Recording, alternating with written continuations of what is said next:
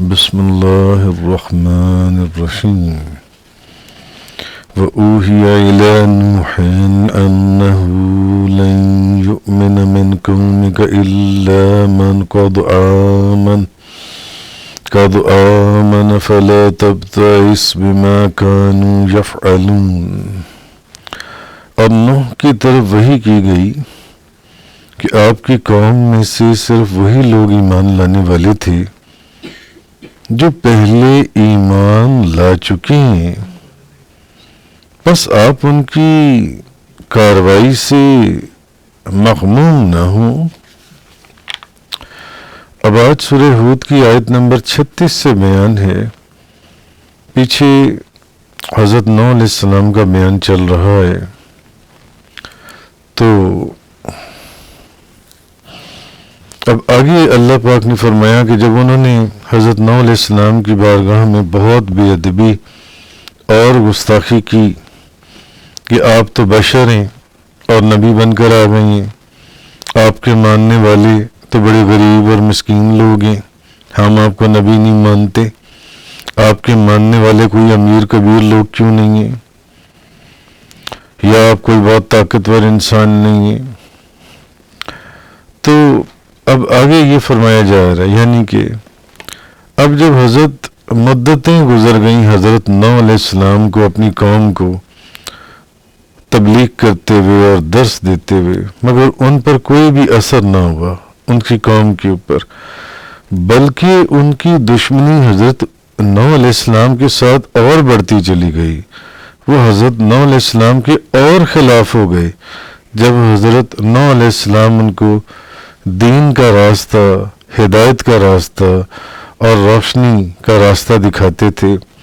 تو اب ان کی دشمنی تو اور ان کی دشمنی میں اضافہ ہو گیا۔ اب اس وجہ سے حضرت نوح علیہ السلام کو ایک ذہنی تکلیف ہوتی تھی کہ دیکھو میں نے ان کو کتنا ہدایت کا راستہ دکھایا، حق کا راستہ دکھایا، باطل کے راستے سے ان کو بچانے کی پوری کوشش کی، تو آپ غمگین ہو گئے یا آپ پریشان ہو گئے، آپ کو کوفت ہوئی۔ تو اللہ تعالیٰ اپنے نبی کو ایک اطمینان دلا رہے ہیں اور ان کی طرف وحی کی کہ اے نوح، دیکھو جن کی قسمت میں تھا نا کہ وہ ایمان لے کر آئیں گے، وہ سب ایمان لا چکے ہیں، اب انہوں نے ایمان نہیں لانا۔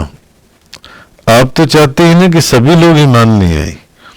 تو جن لوگوں نے آپ پر ایمان لانا تھا وہ ایمان لے آئے، ان کے علاوہ کوئی اور ایمان نہیں لائے گا۔ اس لیے آپ اے میرے نبی آپ غمگین نہ ہوں۔ اور دوسری بات یہ ہے کہ اب مہلت کی گھڑیاں جو سی ہیں یہ عن قریب کھڑی ہونے والی ہیں،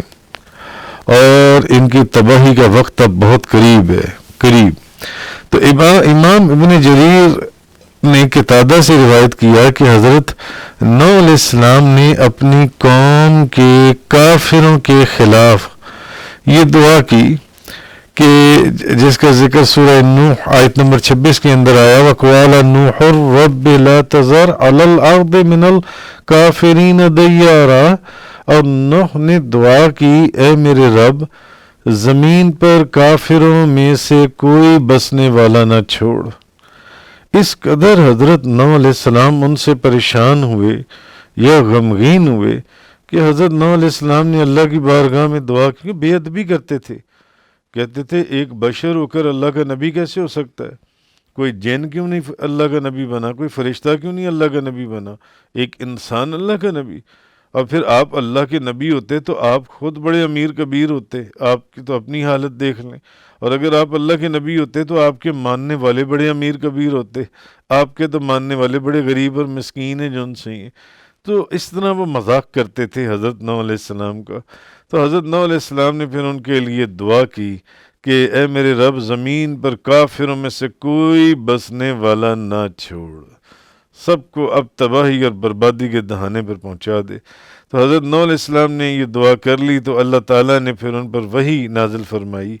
کہ آپ کی قوم میں سے صرف وہی لوگ ایمان لانے والے تھے جو پہلے ایمان لا چکے ہوئے ہیں۔ اب آپ غمگین نہ ہوں، اب جو باقی لوگ بچے ہیں نا ان میں سے کسی نے ایمان نہیں لانا جو ان سے، اور اب میرا جو عذاب ہے ان قریب ان کو نیست و نابود، ان کو تباہ اور برباد کر کے رکھ دے گا، ختم کر دے گا جو ان سے۔ تو ایک تو یہ چیز اس کے اندر، دوسرا یہاں یہ بھی ہے کہ اللہ تعالیٰ کو ازل میں علم تھا کہ حضرت نوح علیہ السلام کی قوم کے یہ کافر جو ہیں یہ اپنے اختیار سے ایمان نہیں لائیں گے، اس لیے اس نے فرما دیا کہ آپ کی قوم میں سے صرف وہی لوگ ایمان لانے والے تھے جو پہلے ایمان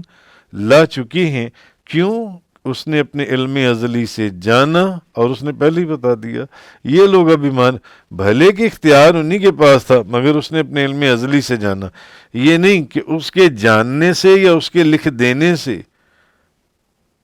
وہ لوگ ایمان نہیں لائیں گے، ان کے پاس اختیار کوئی نہیں ہے،